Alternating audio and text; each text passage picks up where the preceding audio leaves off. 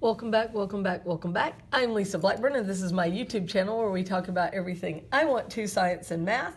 And today we are looking at solubility curves. So if you're in my class, this was a worksheet you had to do where you had to make solubility curves and then answer questions about it. So I just want to make sure you know how to do it. And of course, anybody who's not in my class is welcome to learn how to do this. All right, so what the instructions say is you are going to graph this data.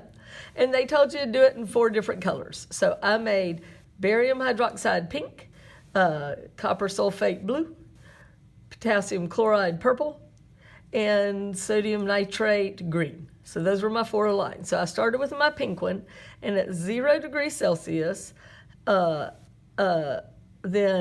I had 1.67. So starting with the pink, I start at 0 degrees Celsius, temperature's on the bottom, and I was supposed to put a dot at 1.67. Well, that's pretty impossible, but I just put it way down at the bottom. Okay, the next one is 3.89 at 20. So I go at 20. This is still really right here at the bottom. Then I go over to 60, and it's 20.94. So 60, there's 20. I put it barely over the line and put a dot. And then at 100, it's at 101.4. Sounds like a radio station. So at 100, I go to 101.4 and I put a dot. And then I draw my line. Whoop, more fun with sound effects.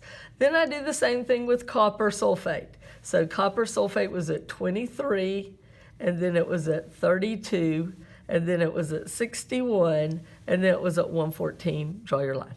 Then I did potassium chloride. So it started at 28. And then it went to 34, and then it went to 45, and then it went to 56. Notice they don't all curve up in the same amount.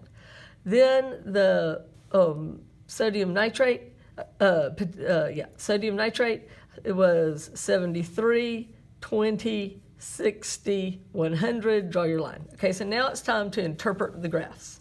So the first one says, at about what temperature will 100 grams of water, see, these are all 100 grams of water, dissolve equal amounts of potassium chloride, so that's the purple one, and barium hydroxide, that's the pink one.